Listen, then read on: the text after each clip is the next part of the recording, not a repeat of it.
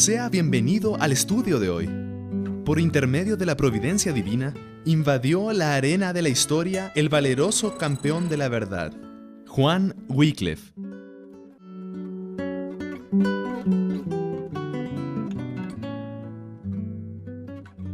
Cuando una lamentable ignorancia de la palabra de Dios se esparcía por toda la tierra, cuando los cristianos eran dirigidos por decretos y tradiciones humanas, cuando parecía que no sobraba ninguna centella de doctrina pura, se levantó Juan Wycliffe para exaltar los principios de la palabra de Dios, censurar las tradiciones de la Iglesia y dar al pueblo inglés la Biblia en su lengua materna.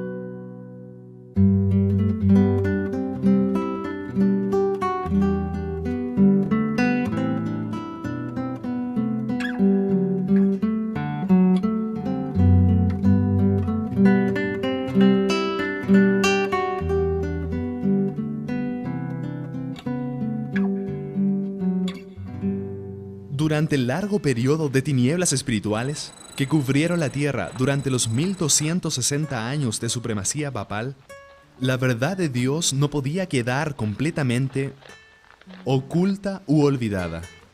De tiempo en tiempo, Dios siempre tuvo hombres que mantuvieron la Biblia como única regla de fe y práctica, creían en Jesucristo como el único sacrificio para su salvación.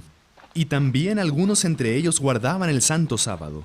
Incluso antes que Martín Lutero clavara la iglesia de Wittenberg las 95 tesis, varias personas ya creían en la Biblia y en el plan de salvación. A ellos los conocemos como los prerreformadores. Pastor Tim, ¿cómo era el mundo en el que vivían los prerreformadores? El mundo de aquella época era muy diferente del mundo que conocemos hoy. No había democracia. Consecuentemente, en el aspecto político, había totalitarismo, o sea, una especie de total dominio imperial. La religión, a su vez, se había unido al Estado y eso generó un poder opresor y perseguidor. En otras palabras, cuando surgió el cristianismo, era perseguido por el poderoso imperio romano, y de religión perseguida se transformó en una religión perseguidora. Además, ya vimos que muchas prácticas del paganismo se infiltraron en el cristianismo. Entre ellas, podemos encontrar la observancia del domingo en lugar del sábado bíblico. También la creencia en la inmortalidad natural del alma en lugar de la inmortalidad condicional.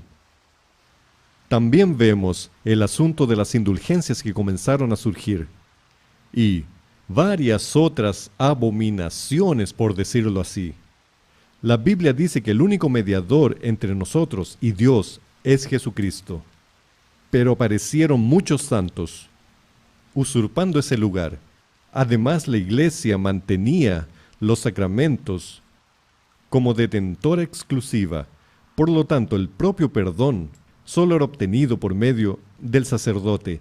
Entonces la persona debía ir, confesarse al sacerdote y él perdonaba sus pecados. Por lo tanto, el catolicismo en sí, o sea, la iglesia medieval, ella era intolerante y se consideraba la única depositaria de la salvación de Dios para el ser humano. Pastor Tim, ¿qué motivó a los prerreformadores a apegarse a la Biblia? En primer lugar, ellos se dieron cuenta que había un gran contraste entre el cristianismo bíblico enseñado por Cristo y los apóstoles y el cristianismo medieval en los cuales vivían. Se dieron cuenta que varias de las enseñanzas bíblicas habían sido anuladas y oscurecidas, más o menos como esas nubes oscurecen este bello valle nevado de aquí. Y entonces llegaron a la conclusión de que el poder romano era intolerante y realmente no era consecuente con la forma en que Jesús trataba a las personas en aquella época. Y por la lectura de la Biblia, por el estudio de la Biblia y por la divulgación de la Biblia, ellos comenzaron un gran movimiento que lógicamente fue suprimido en aquella época, pero que finalmente habría de irrumpir en la gran reforma protestante del siglo XVI. Por ejemplo, los prerreformadores desconocieron la autoridad de la Iglesia Católica y creían que a la única autoridad a la que debían someterse era a la autoridad de Cristo y de su palabra. Y otro punto, el sacrificio de la misa o la Eucaristía también fue abandonado por ellos. Y varias otras enseñanzas bíblicas, la mediación exclusiva de Cristo a favor de los pecadores para el perdón de sus pecados, también fue enfatizado por ellos, y otras enseñanzas más.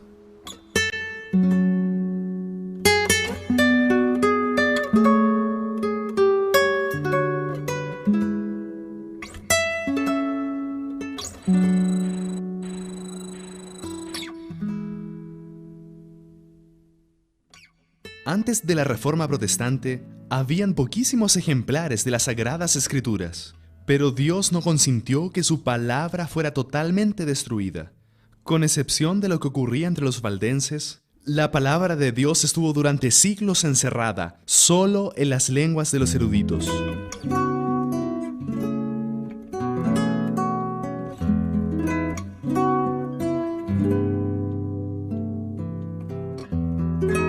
Sin embargo, había llegado el tiempo en que la Biblia debería ser traducida y entregada al pueblo en su propia lengua. Para esta obra, Dios eligió a un hombre en el siglo XIV que vendría a ser llamado la estrella de la mañana de la Reforma. Su nombre, Juan Wycliffe.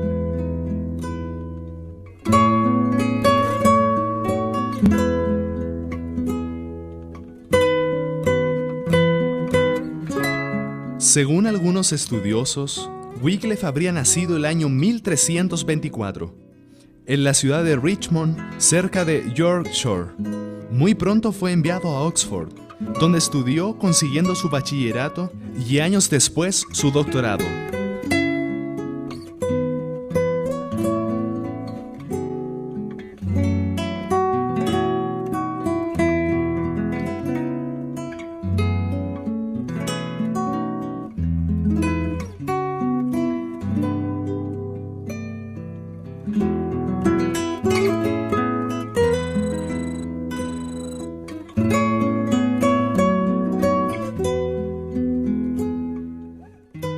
Esa facultad había sido fundada en 1264, y los padres de Wycliffe lo enviaron a este lugar. Aquí estudió filosofía escolástica, los cánones de la Iglesia y la ley civil. Se convirtió en sacerdote y después de algún tiempo también sirvió como profesor aquí en la Universidad de Oxford.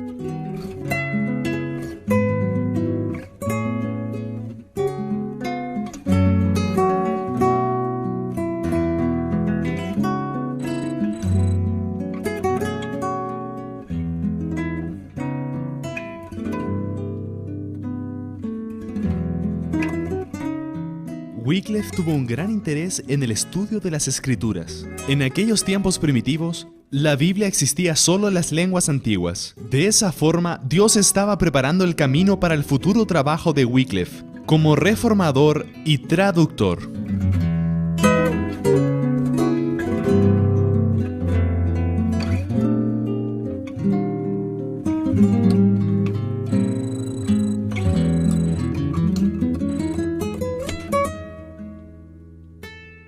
Cuando la atención de Wycliffe se volvió a las Escrituras, encontró lo que había buscado en vano. Allí vio revelado el plan de salvación y Cristo presentado como el único abogado del hombre. Se entregó al servicio de Cristo y se decidió a proclamar las verdades que había descubierto. Sin embargo, la dedicación a la verdad no lo llevaría a otro lado que no fuera un conflicto con la falsedad. Mientras más claramente discernía los errores del papado, con más fervor presentaba las enseñanzas de las Sagradas Escrituras.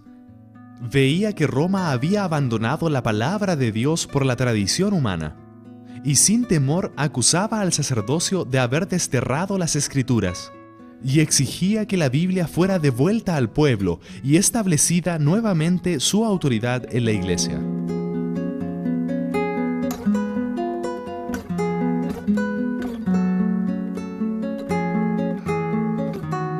A pesar de su creciente popularidad, La Iglesia romana se apresuró a censurar a Wycliffe, y el 19 de febrero de 1377, él es citado a comparecer delante del obispo de Londres para explicar sus enseñanzas.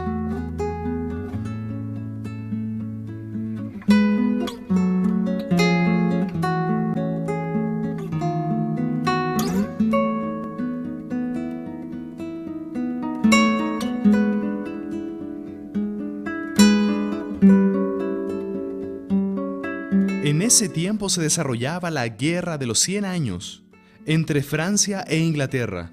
En la Inglaterra de aquel tiempo, todo lo que fuera identificado como francés era tenido como enemigo, y en esa visión se incluía la Iglesia de Roma, pues el papado había cambiado su sede de Roma para Aviñón.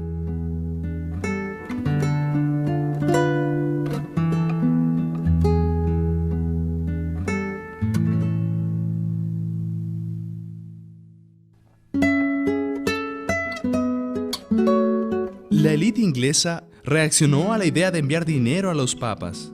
Esta era una actitud vista como ayuda y sustento al propio enemigo. Y en este ambiente hostil a Francia y a la Iglesia, un teólogo como Wycliffe disfrutaría de inmediato apoyo, no solo político, sino popular, despertando el nacionalismo inglés.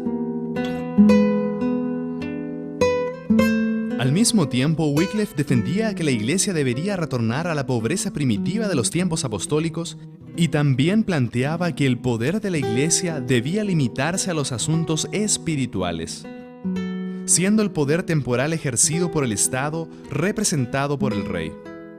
En el asunto relacionado al cisma de la Iglesia, con 3 papas reivindicando el liderazgo, Wycliffe defendía la idea que el cristiano no necesita a Roma o Aviñón, pues Dios está en todas partes.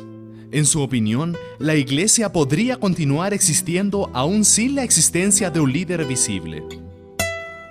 Los truenos papales pronto se desencadenaron contra Wycliffe. 3 bulas fueron emitidas hacia Inglaterra ordenando todas las medidas decisivas para silenciar al enseñador de herejías. Estas medidas indicaban de manera directa la hoguera. Parecía cierto que Wycliffe pronto caería víctima de la venganza de Roma. Pero la muerte llegó no para el reformador, sino para el pontífice que la decretara. Gregorio XI murió y se dispersaron los dirigentes eclesiásticos que se habían reunido para condenar a Wycliffe. La muerte de Gregorio fue seguida por la elección de 2 papas rivales, 2 poderes en conflicto, cada uno diciéndose infalible, ahora exigían obediencia. Censuras y recriminaciones volaban de un papa al otro. En ese intermedio, el reformador, en el silencioso retiro de su parroquia en Lutterworth, estaba trabajando diligentemente para llevar a los hombres de los 2 papas en guerra a Jesús, el príncipe de paz. Wycliffe defendía que la Biblia debía ser la base de toda doctrina y la única norma de fe cristiana.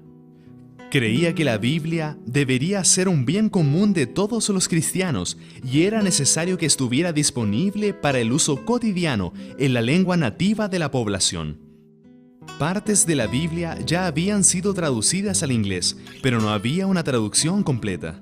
Wycliffe entonces asumió esta tarea. Aunque no se pueda definir exactamente cuál fue su parte de la traducción, que fue basada en la Vulgata, no hay dudas que gracias a su iniciativa tenemos la traducción del Nuevo Testamento al inglés. La Biblia de Wycliffe, como llegó a ser conocida, fue ampliamente distribuida por toda Inglaterra. En ese tiempo se oía de los críticos, la joya del clero se transformó en el juguete de los laicos.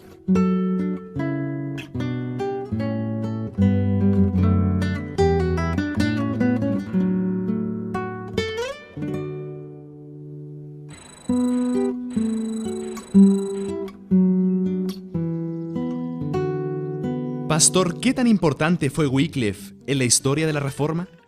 Juan Wycliffe es considerado la estrella de la mañana de la Reforma. Él hizo una contribución muy significativa. Era una persona de índole académica. Estudió en la Universidad de Oxford, donde obtuvo su doctorado, y además fue profesor de aquella universidad, y rector o ministro, en su caso, un clérigo, en varios lugares diferentes. Además, escribió varios libros importantes que rompieron con la autoridad católica y papal, principalmente en el sentido de su autoridad temporal. Él creía que el catolicismo, la Iglesia, debería involucrarse en asuntos espirituales, eclesiásticos, pero no temporales o gubernamentales. Él veía esas ideas como completamente incompatibles con las enseñanzas de Cristo y de los apóstoles. Por otro lado, él fue el primer traductor de la Biblia para habla inglesa. Y sus ideas circularon no solo en Inglaterra, sino que tuvieron influencia en otros lugares y terminaron influyendo también sobre otros prerreformadores. Pastor, cuéntenos un poco más sobre los escritos de Wycliffe. La contribución de Wycliffe puede ser dividida en un periodo más político, donde se involucró más con el asunto de la Iglesia misma y su comportamiento político, y luego la fase más eclesiástica o teológica. Él escribió varias obras importantes sobre el asunto de la política en la Iglesia y su conexión con los temas temporales. Según él, la Iglesia debería permanecer leal a su propósito evangelizador, porque así actuaron Cristo y los apóstoles. Por otro lado, la Iglesia de Roma estaba inmersa en asuntos de política estatal, lo que no era aceptado por él, y en sus escritos él condenaba esta situación. Además, podemos ver que una de sus obras más importantes fue su comentario sobre toda la Escritura. También escribió un resumen teológico, por decirlo así, donde él expresa sus ideas sobre el dominio temporal de la Iglesia. Entonces, varios de sus escritos trataban específicamente el tema del perfil político temporal que la Iglesia de Roma asumía y que según él no era bíblico. Y más aún, además de atacar a la jerarquía católica, Wycliffe también enaltecía la autoridad de las Escrituras por encima del Papa. Eso incomodaba definitivamente a la Iglesia católica, la Iglesia romana. Y en consecuencia, esas ideas terminaron siendo aceptadas por otras personas. Por ejemplo, tenemos a Hus, el mismo Lutero, tal vez más cercano a Hus que a Wycliffe, pero que de cualquier manera fue un individuo, un precursor de lo que vendría a ser la Reforma, en el sentido de romper con la autoridad de la Iglesia, dominante de la Iglesia católica, y enaltecer la autoridad de las Escrituras. ¿Por qué razón se le atribuye el ser la estrella de la mañana de la Reforma? Eso se debe en gran parte a que él anticipó esas ideas. En otras palabras, aquí en Inglaterra existía alguien antes de la gran reforma del XVI siglo que ya tenía ideas semejantes. Él no llegó a enaltecer la justificación por la fe como Lutero, ni otros puntos, pero él desechó inclusive la teoría de la transubstanciación, la idea de que el sacerdote en el momento que dice «este es mi cuerpo y esta es mi sangre», el pan y el vino se transforman literalmente en el cuerpo y la sangre de Cristo, y allí ocurre una repetición del sacrificio de Cristo. Wycliffe escribió directamente contra esta teoría. En ese sentido, él fue un precursor de muchas ideas que madurarían posteriormente. Ahora, ellas no tuvieron toda aquella influencia que tuvo la Reforma del siglo XVI, porque hubo una sucesión de intentos por quemar sus libros, por borrar sus ideas, e incluso la misma Universidad de Oxford hizo una lista de puntos divergentes de la teología católica respecto a ellas. Entonces hubo una especie de rompimiento, intento de apagar, suprimir, extinguir sus ideas. Pero de cualquier manera, en cierto sentido las ideas prevalecieron. ¿Cuál fue el fin que tuvo ese hombre de Dios? Él tuvo uno de los finales trágicos, no en vida, sino después de su muerte. En realidad, cuando asistía a una misa aquí, en Lutherworth, el día 28 de diciembre de 1384, él tuvo un ataque y desde aquella ocasión quedó con problemas de salud y 3 días después terminó por fallecer tranquilamente, siendo sepultado aquí, en esta ciudad, junto a su iglesia, de la cual era también el párroco. Pero sucesivas decisiones eclesiásticas de Roma condenaban sus ideas y sus escritos, y el mismo Concilio de Constanza, que condenó a Hus y Jerónimo, lo condenó también a él póstumamente, y por decisión del Papa Martín V, sus huesos fueron desenterrados el día 25 de marzo de 1428. Fueron quemados y después lanzaron sus cenizas al río Swift, cerca de aquí.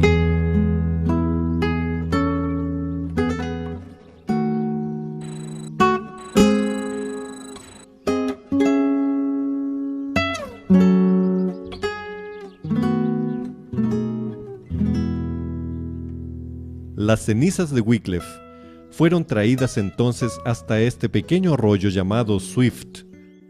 Y como alguien dijo, de este arroyo se fueron al río Avon, después al río Severn, hacia los estrechos mares y finalmente hacia el océano. Y esta es una bella analogía de cómo las ideas de Wycliffe se diseminaron por el mundo.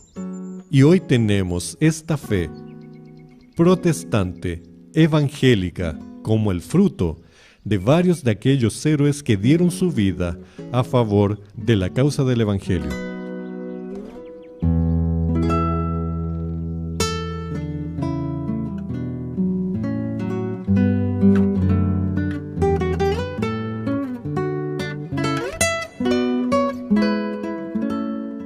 Pastor Tim, ¿qué características de los prerreformadores deberíamos imitar hoy en nuestra vida?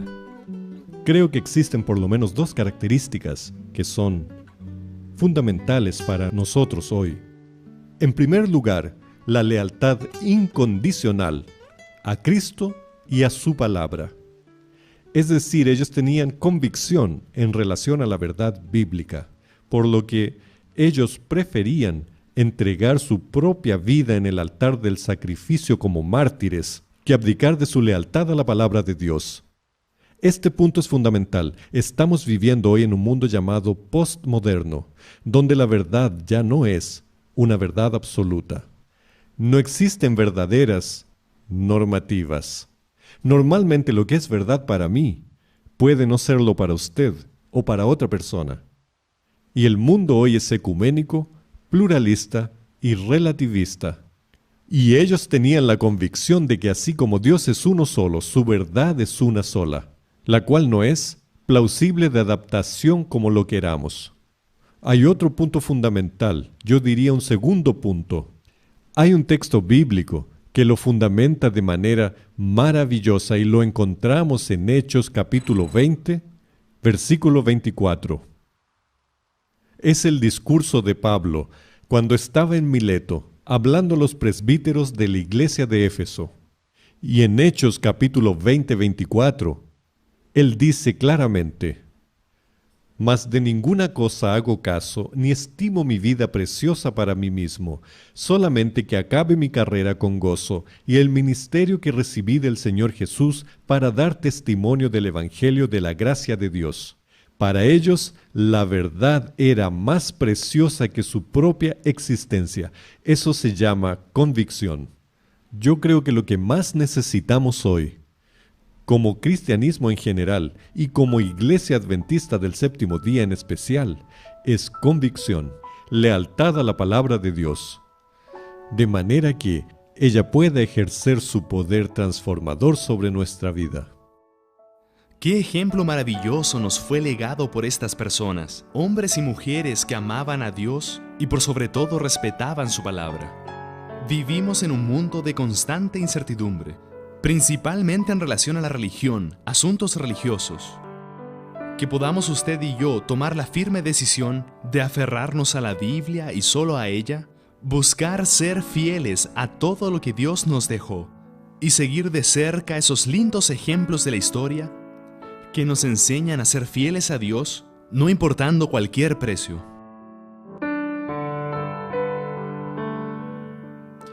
Mi decisión es, después de conocer el extraordinario ejemplo de John Wycliffe, su dedicación y coraje para estar al lado de la verdad en todo tiempo, hoy tomo la decisión de ser un fiel representante de Dios y exaltar su palabra como autoridad suprema y norma de fe y práctica para todos los cristianos. Si esta es su decisión, ore conmigo ahora. Bondadoso Dios y Padre, gracias por el ejemplo de hombres y mujeres que fueron fieles a tu palabra. Gracias por tener la Biblia con nosotros. Que ella pueda ser una guía para nosotros en medio de las tinieblas que cubren este mundo. Que busquemos todos los días conocer tu voluntad a través de tus enseñanzas. Bendícenos y ayúdanos en este propósito. Lo pedimos en el nombre de Jesús. Amén. La influencia de los escritos de Wycliffe se esparcieron y alcanzaron Bohemia, hoy República Checa. Allá, Juan Hus y Jerónimo de Praga se pusieron del lado de la verdad con la misma firmeza demostrada por el reformador Wycliffe. Después de la muerte de Wycliffe, el Concilio de Constanza emitió un documento decretándolo como hereje, recomendando que todos sus libros fueran quemados y ordenando que sus restos mortales fueran exhumados y quemados, lo que fue cumplido 12 años más tarde por el Papa Martín V. Ese mismo concilio llevaría a la hoguera a dos héroes de la Edad Media, Juan Hus y Jerónimo de Praga. Conoceremos mejor esta historia en nuestro próximo encuentro. Hasta entonces.